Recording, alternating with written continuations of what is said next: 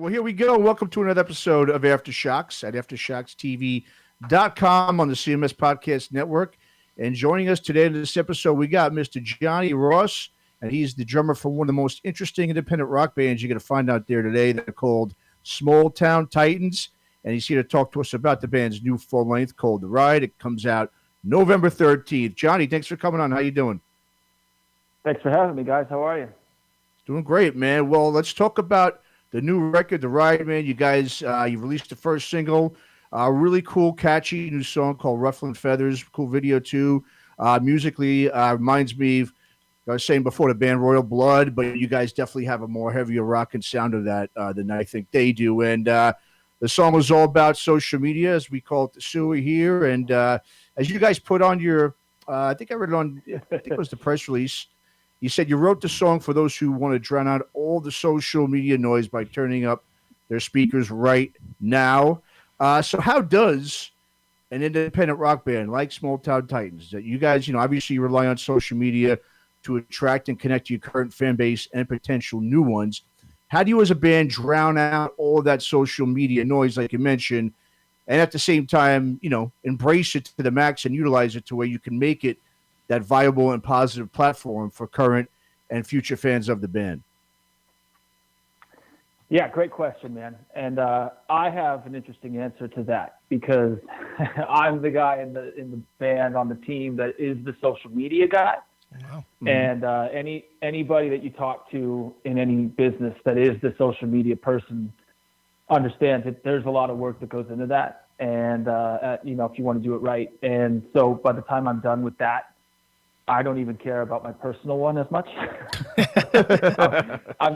I'm kind of fatigued out, but here and there I do.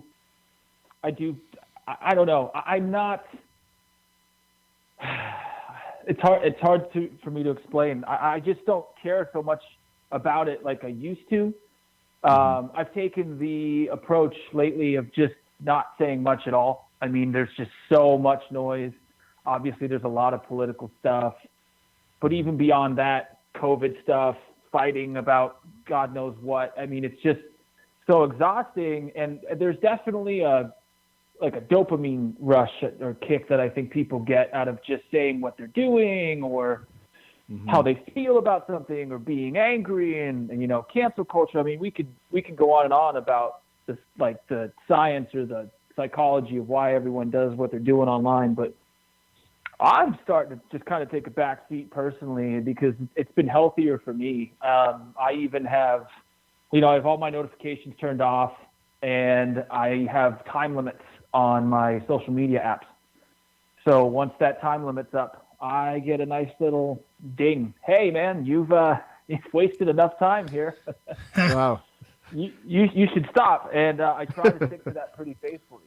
And just, go out and go for a run, see the planet Right. as much as I can right now. And Absolutely. I'm not trying to preach or tell anybody what to do, but I think it's worth exploring if you're thinking about it, because I think more than ever, social media is kind of a drug, for better or worse. And then it's funny because on the flip side, you're right, we need it for the band, and it's how we've accumulated so many amazing fans. And we got a song that's doing real good on social media right now about how stupid social media is. I know, right? It's a time to be alive. It's blowing up on social media. It's doing pretty good, man. We've got a lot of cool playlist ads with Spotify and Apple Music, and we talked to our marketing team and our label, and everything's going good. So yeah, it's interesting. It's very. We couldn't be happier with that leading into a new record, though. We're off to a good start. Sure. No, absolutely. And obviously the other thing that if anybody who knows of the band, one thing you guys have a penchant for, and you do just as good as anybody, if not better, is your covers songs. And to be perfectly honest, man, personally speaking, I'm not a huge cover guy. I never have been.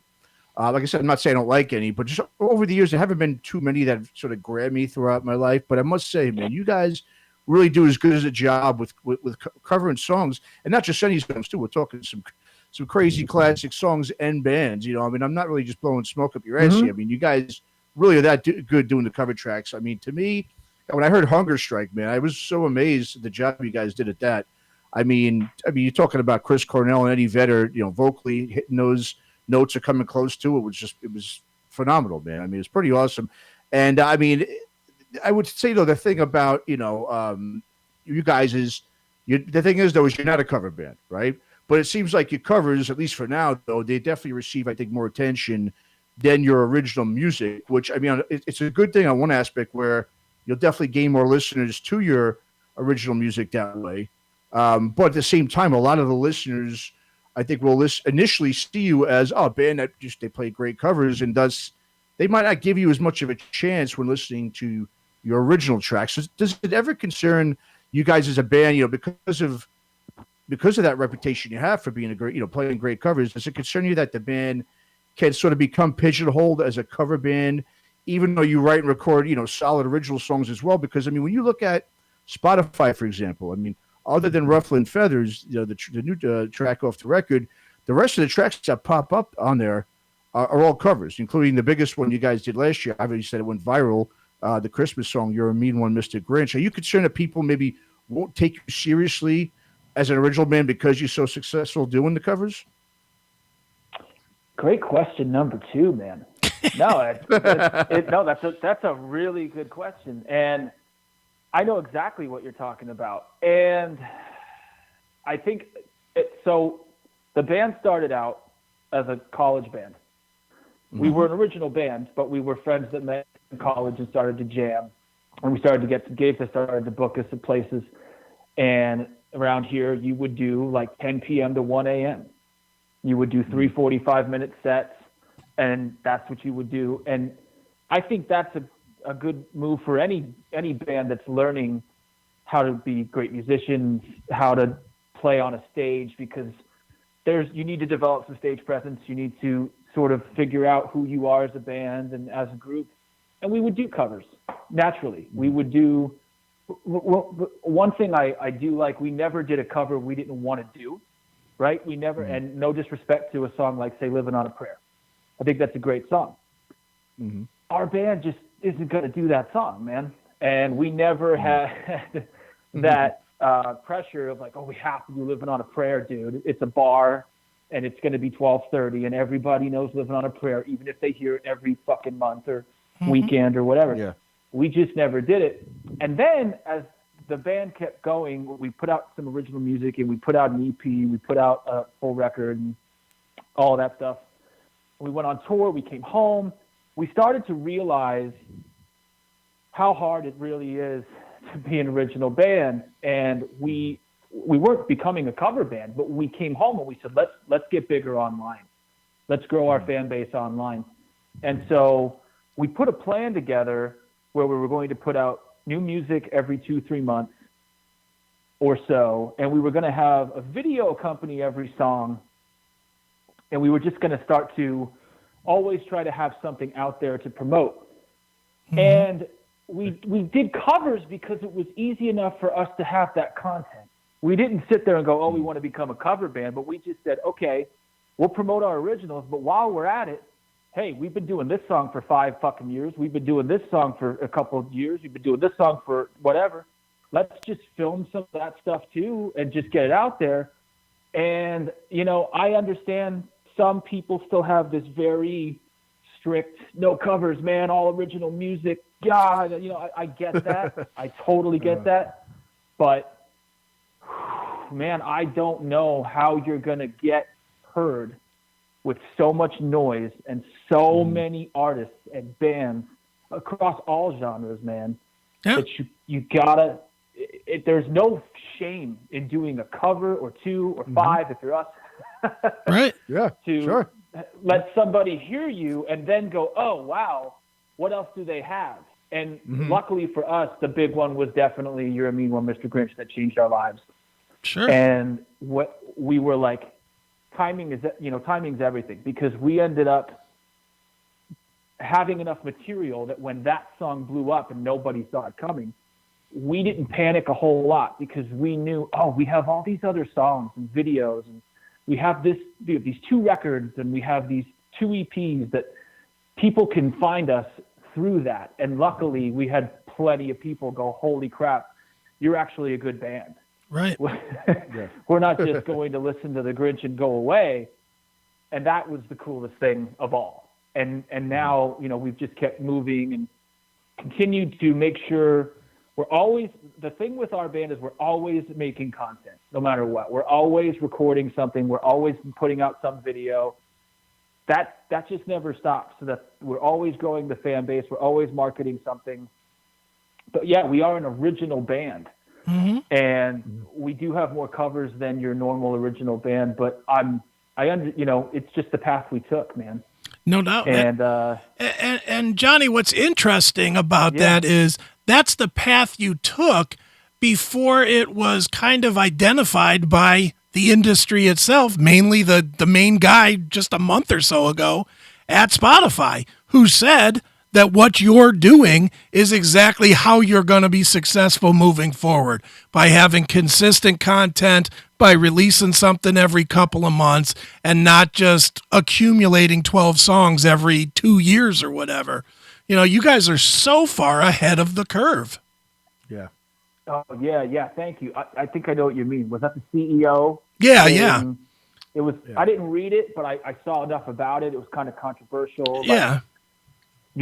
Putting out a record every 2 years isn't enough anymore, and people were like, "Oh, you were a zillionaire. Shut up." Yeah, I know what you're talking about. Yeah, no, it's. Yeah.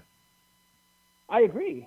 I mean, at least at the level we're at. I mean, that's the thing. I think a mistake that a lot of bands make, and we're guilty of this mistake, is you want to emulate your heroes, right? Mm-hmm. So, like, let's just take the Foo Fighters for example. They're pretty much my favorite band. Okay. We can't do what they're going to do exactly, because we're not them. We don't have that fan base. We don't have that manpower, that record label, that much radio presence. Like, they can go put out a record and then have a big fucking tour and have 2 or 3 singles come out on the radio and whatnot throughout the whole process, like so many bands. An up-and-coming band cannot do that. So right. I think the mistake is like, let's do what the Foo Fighters do. No, like, we should not do what the Foo Fighters are doing, because we can't. So when you're coming up, I think you always want to be pushing a new song. So it's funny, because I'm still a big music fan, right, and rock and roll fan, and we're putting out this record, and you want to give people 10 brand new songs, but the industry is just different now. You at the same time, you also need to always be pushing some new single or some new piece of content. So there's this battle of, like, single driven or records, and you kind of want to strike the balance, because I still fucking love the records from my favorite bands, but again, like you guys said, you always want to put something out. So yeah, we're learning every day, man. Well, it's a business that's changing every day. That's the lesson that I've interviewed thousands of bands, literally, and most of these guys, anybody that had success in the 80s or 90s is never going to be able to function today, in my opinion, because they don't understand that there's not somebody that's going to handle them. You guys, and I said this to Matt before you even connected with us today, I think you guys are the first band that truly gets it the way it is today, with the use of the internet, the use of the social media, the not having management or handlers, but also the enough knowledge to not get taken advantage of by all the scumbags that are in the industry that will just straight up lie to you and tell you that you have to do things a way that you don't. You've quite literally built up an audience a onesie twosie way in the 21st century, and that's beyond admirable, man. Well, thank you. I mean, we've been around the block. I don't know how much time you have. We've certainly worked with our fair share of assholes. I will tell you that, but we're still standing, which is good. No question, man. Well, yeah. Dude, I like you're a social media guy. I make half my money doing social media for companies, so I get it fully. Okay. And I mean, yeah, I know exactly what you're talking about. And, probably like you, I've used all the software, whether it's Buffer or Hootsuite or Content Studio or whatever. You know, I'm in there doing social media constantly to where I hate it. That being said, I know what you mean. when Because it gets mundane. it does, and it gets, it gets to the point that, like for me personally, I don't even have the apps on my phone anymore. I've taken it further than you have, and I You only. have. I I'm only, proud of you, man. dude, I had to with 15 companies. It was like all day long, beep, beep, beep, beep, beep, Wow. notification. It's crazy. So I just got rid of it, and now I just use I use Content Studio, and with that one, it kind of lets me see what's going on, but I don't have to get sucked into the vortex of a timeline sweep, to where I lose it. But for you guys, I have to wonder, how do you manage doing social media, not getting sucked into the vortex, but still keeping your audience feeling that you're engaged enough so that they feel connected enough to support you with Patreon or with donations or whatnot, which seems like is the lifeblood of your band? Well, so I've always been, another great question, by the way. So you're on fire, man. I've always been the kind of guy to just boil it down. If you want something done right, you gotta do it yourself. I don't mean that in such a negative way that it might come off, but it was sort of like whatever it takes, Oh, we have to learn that. Oh, I'll learn that. I mean, within reason, right? Like if you flat out suck at something, you suck at something. I am not a graphic designer.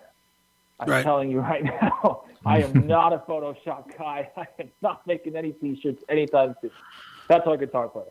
But I just, maybe a decade ago, it was just, okay, social media is it. Like, that's the future. How do you do that? And I just educated myself and learned it. And I've always, I feel like I have a knack for reading and writing. And I would study bands I like, and I would see how they would write copy, as far as marketing lingo goes, without getting nerdy. And I would just say, okay, well, I'm going to learn more about that. Like I read Hypebot. How unrock and roll is this?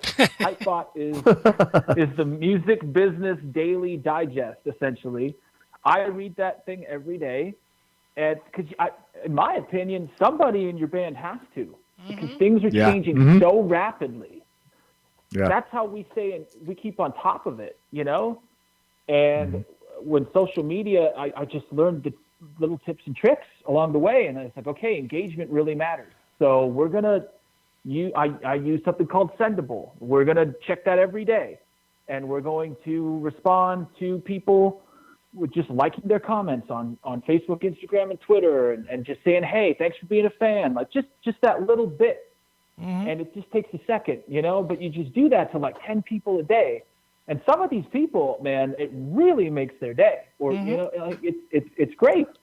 And knowing that by doing that, the bonus to that is that more people are going to see the post because you engaged with it, because that's what they want. Because the rules change with all of these social media platforms too, all the time. Like now they're saying comments are what it's all about. It's about engaging, not just likes, not just shares. Oh, okay. Note made, wrote that one down. Let's engage. And it's just adapting. I think our band has been very good at adapting with not just the music industry, but just the world as we keep going. And here we are, man. And here I am talking to you. Yeah. No, absolutely, man. Well, there was two statements, Jonny, I saw in your press release that really caught my eye that relates to the philosophy, overall philosophy of the band. One is it states that as a band, you understand that releasing quality, constant content is as important as playing great live shows, which we just kind of touched upon, and which I couldn't agree more with you with that too. But you also state that the band, you guys focus on the fans you have and not the ones you don't have, which I also think is a great philosophy. And that's probably no doubt I think has helped you guys get to where you are today. But most importantly, to me, it seems like you guys as a band, you guys have really found your own niche that works and fits with you as who you guys are as individuals. I mean, you guys are a fun band. You know what I mean? And you present it that way. And you've obviously done a great Yeah. job of incorporating, I think, who you guys are as people into your art, which I don't think is really always an easy thing to really do. So, I mean, talk a bit about challenges that really go along with, trying to set yourself, for one, apart from the rest. We talked about this earlier. Set yourself, apart from the rest of the independent rock bands that are out there these days, because the market is, it's so saturated. I mean, how do you exactly go about, say, focusing, on the fans, as you mentioned, and not the ones you don't have, but at the same time attract the ones that you don't have and that you need in order to be successful, independent band on your own terms without having to have management or label support? So, as far as the question about the fans, have you guys ever heard of the 1,000 fans theory?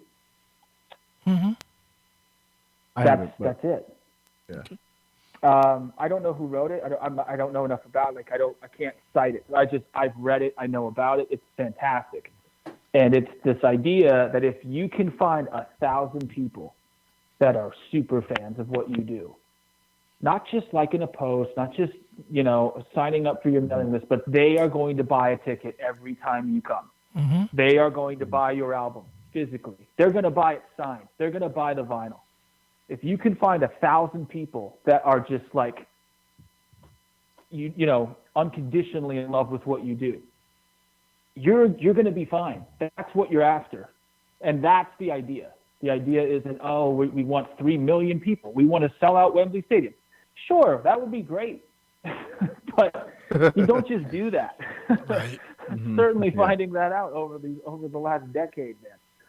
So that's the idea behind that. Just finding the 1,000 people. And when you boil it down like that, it doesn't, it's still difficult, but at least that doesn't sound as daunting as, hey, you need 1 million fucking followers on Facebook. Like, no, True. don't worry about any of that shit. We before the Grinch went viral, we had a few thousand fans. We didn't have 300,000-400,000 like we do now. And we just treated them like gold, man. We ran contests for different things every month, and we always promoted our shows, and we always made sure nobody left after a show. Every single time we would hang out at the merch booth, we would drink a beer with people. We just became a people's band, and we haven't lost that, even though everything's happened since the Grinch went viral, and now we have this record and we're on a label and all of that. That philosophy still exists. I'm sorry, what was the other part of your question? That was pretty much it. You were saying how we separate ourselves from other indie bands, right? Yeah. Mm-hmm. Yeah. Well, that's, yeah. I think a better way I can answer that is we look at everything as far as competition might not be the right word, but just who to where we can get inspiration from. Let's just say we looked at YouTubers a lot. We came off one of our tours and we literally played. We went out for 30 straight days, no crew, just the three of us in a 20-fucking-year-old shuttle bus. Piece of shit, made no money, came home, and we had $150 each. And we were like, this is not, there has to be a better way to do this. And we would talk to our friends and people on the business side of things, and they were like, you made money? You made $150? That's amazing. And we're like, what? Like, okay, sure, but like, this isn't how you're going to make a living, man. I mean, with all due respect to so many bands out there, it's kind of fascinating once you get out there and join the circus, man, as I like to say. There are so many bands that kind of just live gig to gig, and it's a hell of a way to live, for sure. And it just wasn't what we wanted to do per se. And when we came home and realized that was what we were faced with, I mean, we looked at YouTubers. We were like, okay, we just busted our asses for 30 days. We're physically hurting. We're mentally hurting, whatever. And there's a kid on the couch who just made like $5 million this year playing video games. Uh-huh. Well, it's like there's a disconnect here somewhere. Right. Yeah. Music business and YouTube. And so we started to look at how some YouTubers were doing things, and that's when we were like, oh, okay, let's build a plan to make content all the time. We followed that that model. You know, we look at pop artists. I mean, dude, I have no problem taking a strategy Taylor Swift did and going, how can we do that with our band? Let's implement that, because she's pretty smart. However you feel about her music or her beliefs or anything like that, she's very smart. So anything and everything is up there for inspiration, and how can we apply that to what we do, whether it's an independent artist or it's a YouTuber or anything at all. The Rock is a big one for us, I would say. I mean, we look at that guy, the way he promotes himself is second to none, man. It's fascinating stuff. Yeah. Mm-hmm. No, and I'll tell you what, man. And I'm curious if you've explored this at all or not. But with you guys having as much content as you do, have you explored potentially putting it other places than YouTube, like BitChute or like Rumble, or some of these alt tech places? Because you guys would be heroes on those sites, just because it's not political, because it's actual entertainment, which those sites are so lacking these days. Yeah, there's so many places. Mm-hmm. You're not wrong. I just think at the end of the day, with the team that we have and the amount of hours and the day and the manpower, we do have to sort of go, okay, here's our strengths, here's our weaknesses, here's what we're going to focus on. Let's not worry about this stuff too much, because it's pretty crazy, man. I mean, I can't believe it sometimes how many places you can post your content. I mean, I know we've never even like dipped our toes into Reddit. We've been told like, hey, give your stuff a try at Reddit. We're like, okay, that's number 17. Only so much time in a day. That's what I mean, and it will drive you nuts, because they're all different, like they all have different formatting. Like you can't post exactly what you post on Facebook, exactly what you post on Instagram. Mm-hmm. So you have to sort of figure it out as hopefully that answers your question. I mean, it really just comes down to eventually, and that's been tough for me, because like I like to bite off more than I can chew all the time. Have to learn to scale back a little bit.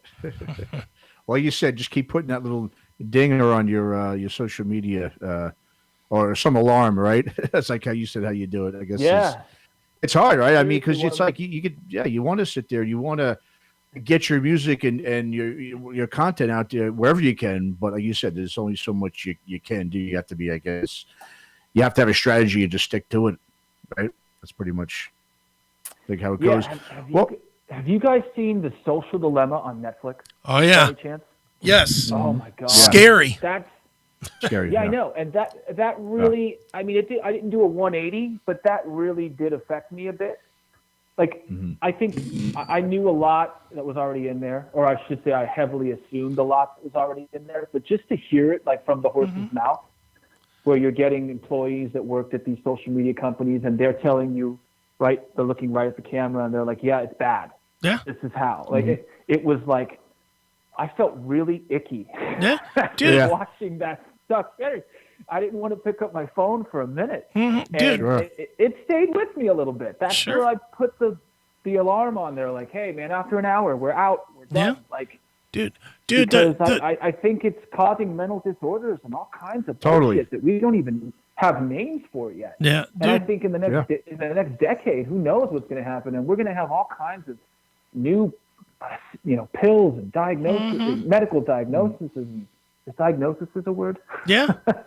Well, dude, the most scary thing in that social, the most scary thing in that social dilemma to me, and it really opened my eyes, was when they had the guy from Pinterest, and he was like the CEO of Pinterest, I think he was, and he literally said he knew what was going on. He was aware of the algorithms. He was aware of how it manipulates people. And then when he went home, he couldn't stop looking at it himself, knowing that he had put it in place. Yeah, it's crazy. That's insanity. Everything's done for a reason. How it's based off of slot machines, casinos. It was like, oh my God, they have us so bad. Like, yep. How you're getting your news tailored just the way you like it. So you slowly begin one thing and the other person's a complete idiot. I mean, I just think we're at, I don't know. There's no way anybody could have seen this year coming, but I mean, it's almost like a test. Yeah. It's almost like a test for some of us. Like, if you can get through this, you're going to be okay. Because I don't know how much crazier it can get. An election coming up and COVID still going on here in this country. I mean, things are. It's funny. I'm kind of numb sometimes now because like it's just sadly it's the new normal and it's just like okay, this is life for now. Yep. And I'm just going to coast through it. And we're going to still put out a record because that was the plan. And we're going to do everything we can to make it the biggest release we can. I joke with the boys. AC/DC is coming out with their record on the same day as us. Mm-hmm. Nice. And so I said, guys, let's shoot for number 2. Let's just let's leave all dreams behind of getting number 1 or number 2. We're going up against the almighty AC/DC.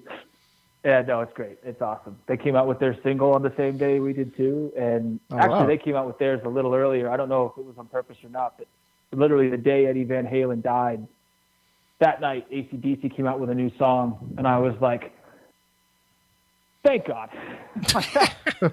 That's good news. That's pretty cool.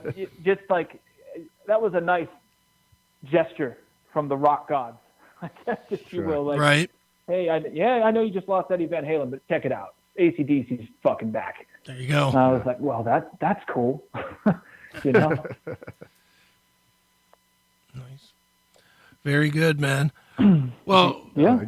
Well, dude, one of the things that, you know, I do this show and then I have another show and we get dinged by YouTube pretty much every video we put up because of monetization or copyright and blah, blah, blah, blah, blah.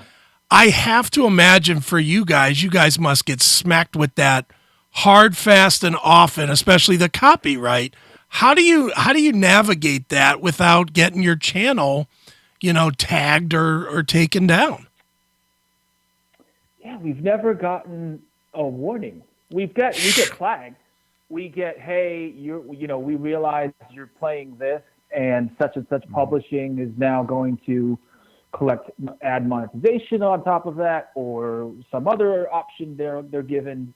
But we've never been told, that's a strike on your channel, which we're grateful for. I think we've played by all the rules, and I think that's the way it should be. I know YouTube for a while had issues with that, right? And it never made sense to me. It was like, hey man, they're promoting your song. Like, why would the big bad publisher want to penalize a young band or a different band or somebody covering your song from somewhere else on the planet? I mean, they're promoting your song. Fuck, throw your link to your Spotify underneath their video. Yeah, right. Yeah. So I guess, we've just been lucky with that. We haven't ever gotten a channel strike. Wow. On YouTube. Yeah. Yeah. Yeah. Awesome. Just one last question I want to ask you, Johnny, before we wrap things up here. When I first saw the band's name and where you guys were from, I immediately remembered another small town titan of a band that hailed from York, Pennsylvania back in the 90s. Of course, I'm talking about the band Live. Who definitely waved the flag for that town, back in the day there, and they really put, York on the rock map. And the cool thing about being, I think, from where you guys are, I mean, even though it's a small town, but you also are within reasonable distance from a lot of the markets like Baltimore, Philly, DC, right? They're all like within an hour, 2 hours or so from where you're at. So you're able to kind of still reach some big markets that aren't too far away. But obviously it's got some physical distance challenges, but it's also, I think, a major plus that you are from a smaller town, especially considering you said the 1,000 fan method thing you were talking about earlier, because you automatically become those sort of local heroes, and even though York isn't, New York, it's not like it's, some desolate, rural town. I mean, it does have a 6-figure population there. So talk a bit about, I guess, some of the pros and cons and what it's like, coming from a smaller town like York, when you're trying to make it as a band, especially one like yours, who is looking to remain independent, and you don't have any major label sort of aspirations, at least not yet. I mean, what's some of the pros and cons with that? Yeah, I think it's been great, man. For many reasons that you just said.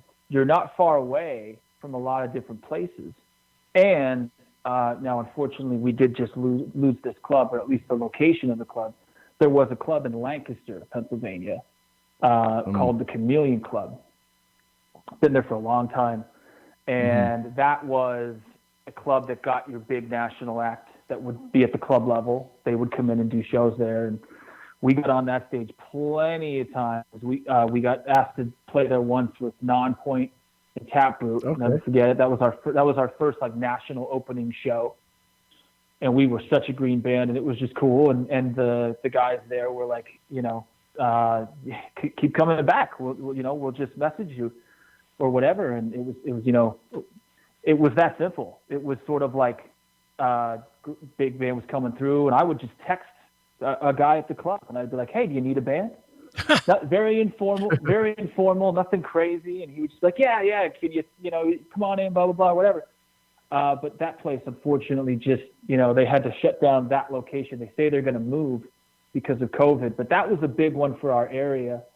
And then other than that, man, there were enough places to play where you could be like a weekend warrior type band and learn how to, play together and get your chops up and all of that without doing it. I mean, you could overdo it if you wanted to, you could definitely overdo it. And we learned not to do that too, where, if you play somewhere every 3 weeks, it ain't going to be special, man. People are going to start to go, I ain't coming this week. I'll catch them next time. You're going to be here 12 times this year, but there was enough. True. The area we were in, we could bounce around enough to keep it varied. And quite honestly, there's been a handful of great bands that have come from Pennsylvania, man. I don't know. Oh yeah. I'm proud of pretty much every one of them too. I don't know what it is.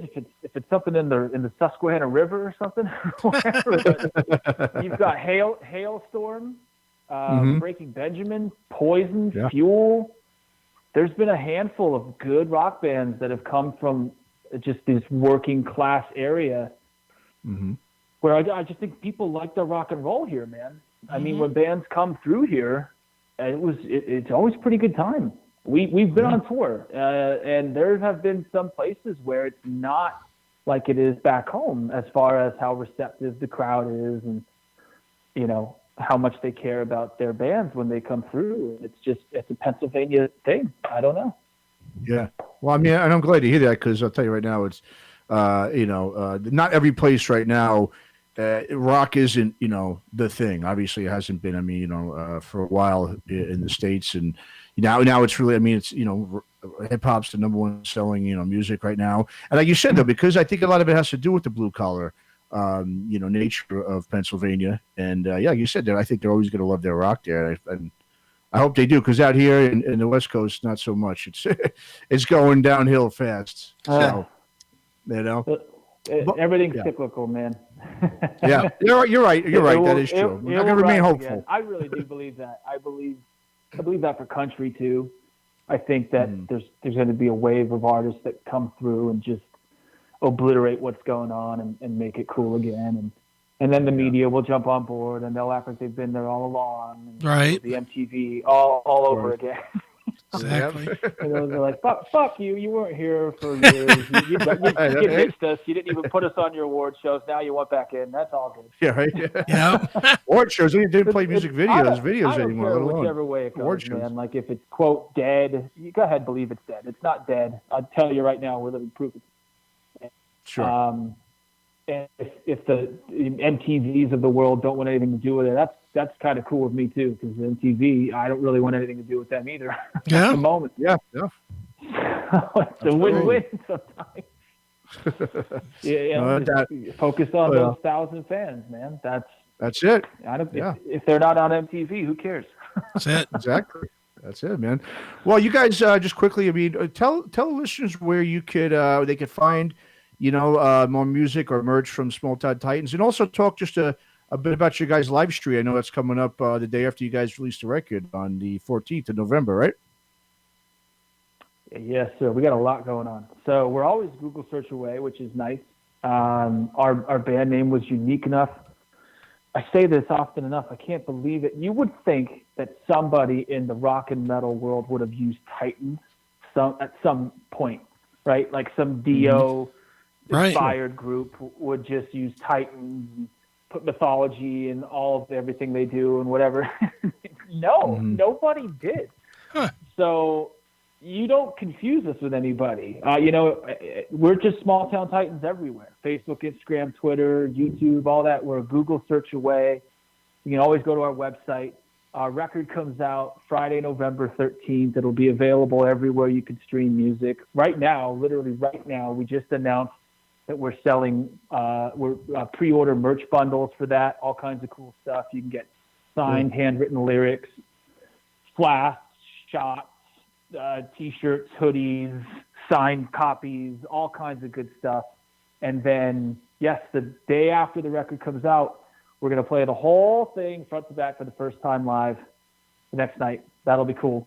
Sweet. And ticket information for that is also on our website and on all our social media channels. And we call our fans the Titan Army. And they call themselves that. I stand corrected. We had a nice following growing and we had a Facebook group for all that. And we just opened up the floodgates and said, what do you want to call yourself? Nice. We got a bunch of submissions, and then we ran a multiple choice contest, and Titan Army won by a landslide. And we were like, that's it. You're the Titan Army. Here you go. Nice. And so anybody that starts to check out what we're doing and wants to be part of the family, we just say, welcome to the Titan Army. Perfect. Awesome. Yeah. Awesome, man. Well, the new record's called The Ride. It comes out November 13th. Mr. Jonny Ross from Small Town Titans, thank you so much, bud, for coming on and talking to us today. We appreciate it. Oh, thank you, guys. Thanks for having me. Thanks for listening to Aftershocks. For more episodes, go to our website at www.aftershockspodcast.com. Visit us on our Facebook, Instagram, and Twitter pages for more news and information on the podcast. And be sure to subscribe, listen to, and review all episodes on YouTube, Spotify, Apple Podcasts, and all other podcast platforms. For your music listening pleasure, visit our website or go to www.shockwavesradio.com. For all comments and questions, please email us at info@aftershockspodcast.com.